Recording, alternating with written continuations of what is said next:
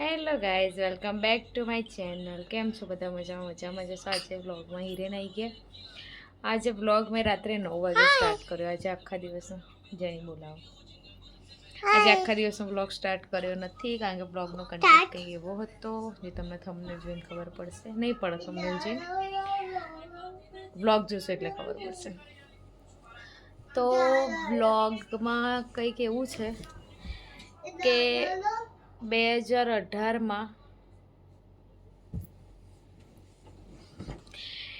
2015માં અમારી સગાઈ થઈ, 16માં અમારા મેરેજ અને 17માં બની હતું. 2018માં હિરેન જોડે શું થયું?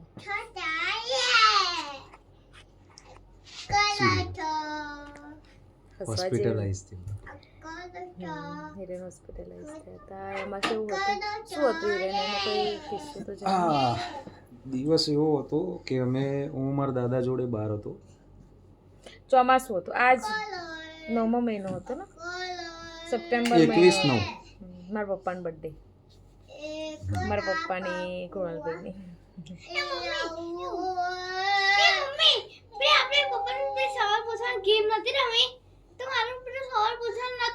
પછી એ હતું સપ્ટેમ્બરમાં 21 તારીખ હતી, 21/9. અને એ દિવસે વરસાદ હતો આખો દિવસ. અમે ગામડે હતા બધા, કારણ કે એ દિવસે હિરેન ફેક્ટરીમાં હતા. એ વખતે દુકાન નથી ચાલુ કરી, એ વખતે ફેક્ટરીમાં જતા પપ્પાને છોડી. એટલે અમે દર મહિને ટૂરમાં જતા, બિઝનેસ ટૂર માટે હિરેન જતા. એટલે હું ને બની બી જતા, દાદાને રમાડવો હોય ને બનીને, એટલા માટે દર મહિનામાં 2-3 દિવસ તો એવો હોય છે. એટલે હિરેનના દાદા જાય, સવારે સાંજે આવી જાય. પણ એ દિવસે નહોતા ગયા તમે? કદાચ કે ગયા હતા? ગયો તો ટૂરમાં ગયો તો. સાંજે ઘેર આવ્યો દાદાના બંને. એટલે વરસાદ પડતો હતો ને પછી થોડુંક આમ સારી ફિલિંગ નહોતી આવતી. આમ મતલબ કેવું પરસેવો થઈ જવો અને એવું બધું થતું હતું, વોમિટ થવી. બપોરે તો પહેલા ઊંઘી જ ગયા હતા, કમ્પ્લીટ ઊંઘી ગયા હતા. પછી ઉઠ્યા ને જ્યારે ચા પીવા માટે, ત્યારે એમને એવું ફીલ થવા મળ્યું. એટલે એમ કે ગરમી લાગે છે, પણ વરસાદ ચાલુ હતો એટલે બહાર નીકળાય એવું નહોતું. પણ એસીમાં બેસાડ્યો તો તમને ગરમી જ થતી હતી. પછી ફઈ હતા, તો ફઈએ દાદાએ કીધું બહાર ખાટલો લે. તો બહાર ખાટલો, વરસાદ થોડો થોડો પડતો હતો અને શેડના નીચે અમે લોકો બેઠા હતા. અને ટેબલ ફેન બહાર લાવ્યા. ટેબલ ફેન ચાલુ કરેલો હતો તો એ હિરેનનો ગરમી થતી હતી ને પરસેવો થતો હતો. પછી વોમિટિંગ થઈ અને ગરમી તો હતી જ એમને એટલી જ હતી. લોકલ ડોક્ટર જોડે પેલા ગયા ને એટલે ફાઇનલ લાગ્યું કે કંઈક વધારે હશે પ્રોબ્લેમ. પહેલા એવું લાગ્યું કે પેલા ડોક્ટરને બતાવી ગામમાં જ ગયા. હા, ગામમાં જ હતા. પછી ઘેર આવ્યા એટલે ફઈ કે ચલો આપણે એક વખત બતાવી આવીએ મોટા ડોક્ટરને, જે બી હોય. તો એ વખતે ફઈનો આભાર લઈને ગયા મને. એ વખતે હું નિહાલ બી હતો જોડે. હા, નિહાલભાઈ. હું, નિહાલ ને ફઈ 3 જણ ગયા અને ડોક્ટરને બતાવ્યું. ડોક્ટરે ECG કર્યો એટલે મને એમ કીધું કે તમારી જોડે કોણ આવ્યું છે? હા, માણસામાં. તો મેં કીધું મારા ફઈને મારા ભાઈ આવ્યા છે. તો કે એમને મોકલો કેબિન. એટલે આપણે 50% ખ્યાલ આવી ગયો ને જીભ નીચે ગોળી મુકાઈ દીધી મારે. અને એના આગલા દિવસ કે એ દિવસે એક અમાર ફેમિલી ડોક્ટર છે ને, એમણે એવું કીધું હતું કે કોઈ બી વધારે પ્રોબ્લેમ હોય ને તો ડોક્ટર જીભ નીચે ગોળી મૂકે. એમનામ રેન્ડમ જ વાત કરી હતી, ખબર? આગલા દિવસે એમનામ રેન્ડમ જ વાત કરી હતી. અને બીજે દિવસ હિરેનના પ્રોબ્લેમ થયો એટલે ત્યાં માણસામાં ડોક્ટરે ગોળી મૂકી આવી. ECG થોડો અનઇવન આવ્યો, થોડો એટલે ઘણો.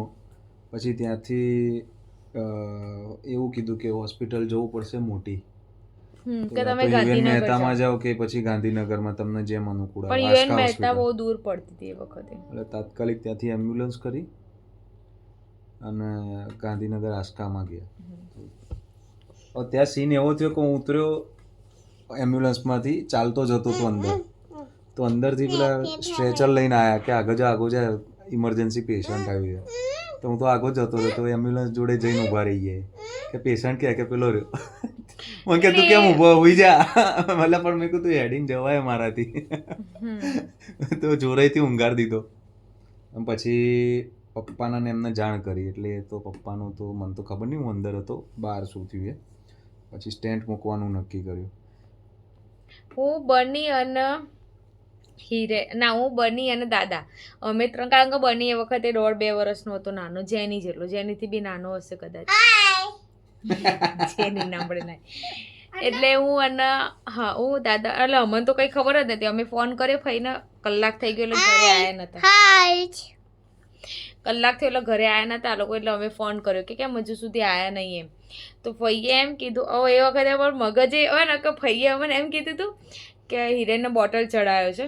અને તો મેં કીધું હવે ઘરે નહીં આવી જાવ તમે. તો કે ના બોટલ અડધો થયો ને ડૉક્ટર જતા રહ્યા ઘરે.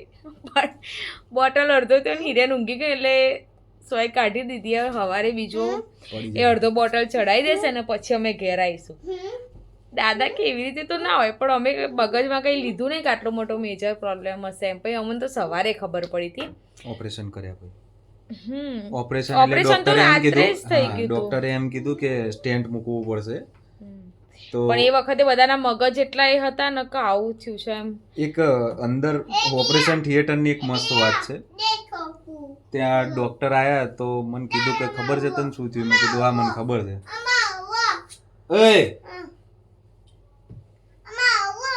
પડી જાય બેટા, આપી દે એનું. ડોક્ટરે એમ કીધું કે ખબર હતા ને શું થયું? મેં કીધું હા મને ખબર જ. મેં કે તાર શું કર અહીંયા શું કરવા તને ઓપરેશનમાં લાયા ખબર? મેં કીધું એ બી ખબર સ્ટેન્ટ. મેં કહું મને સ્ટેન્ટ બતાવજો કઈ રીતનું હોય. અને મેં કીધું મને બેભાન ના કરતા આખી મને સર્જરી બતાવો મારે જોવી છે કે આમાં કઈ રીતનું હોય. તો ડોક્ટર કે ખરેખર તાર જોવી છે? 100% જોવી છે.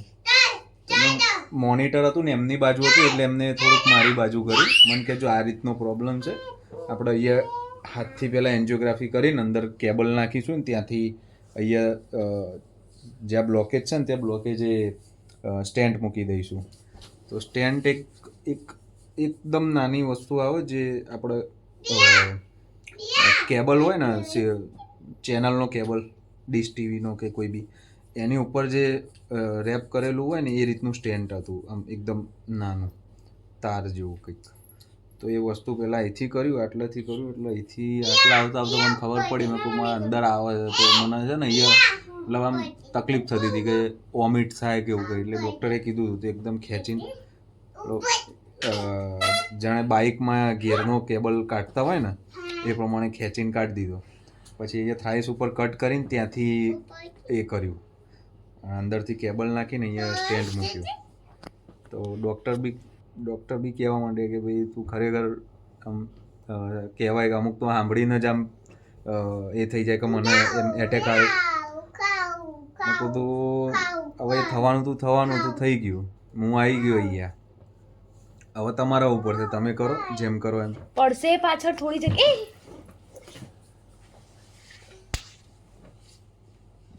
તો રિકવરી એટલી ફાસ્ટ થઈ 2 દિવસથી મેક્સિમમ કદાચ 3જા દિવસે મને ડિસ્ચાર્જ બી કરી દીધો. તું આવા જઈ જા.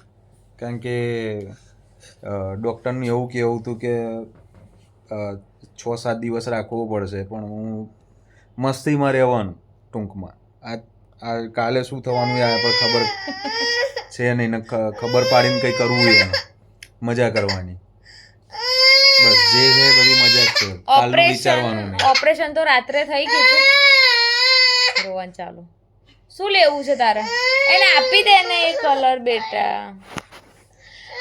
ઓપરેશન રાત્રે થઈ ગયું હતું. અમન તો કહી દીધું કે આવી નોર્મલ છે બધું. એટલે આવી જાણ તો નથી કરી. બસ એમનો તાવ ને એવું હશે કદાચ એટલે રાખ્યા હશે. સવારે ઘરે આવી જશે એ લોકો.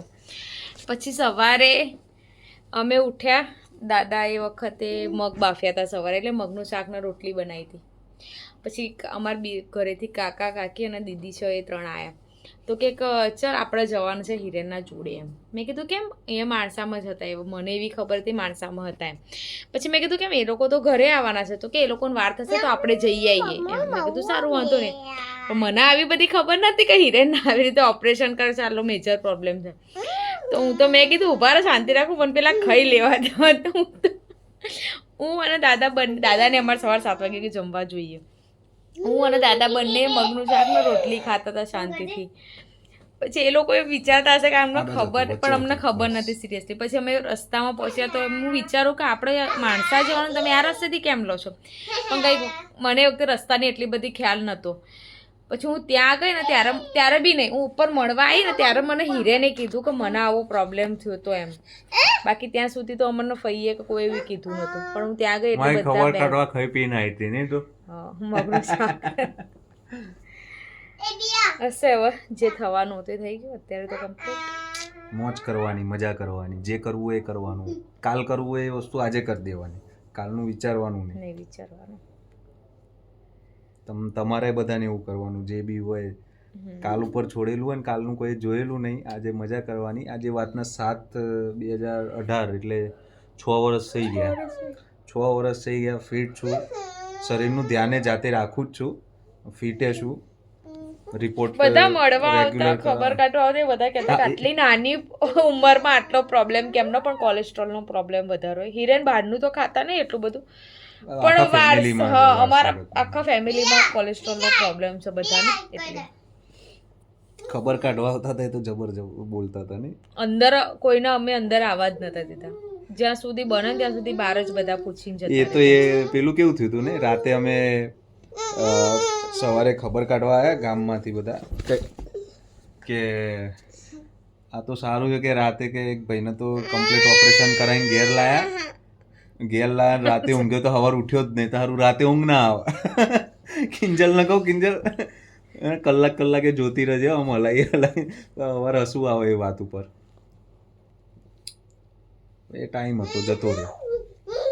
નવો ટાઈમ છે, આને જીવવાનો, મજા કરવાની, મોજ કરવાની. નહીં તો ચલો મળીએ. આજના વ્લોગમાં આટલું હતું. શેર કરી તમારા જોડે આ વાત. તો વ્લોગ સારો લાગ્યો હોય તો લાઈક શેર અને સબસ્ક્રાઈબ કરજો. મળીએ કાલના વ્લોગમાં. Bye, good night.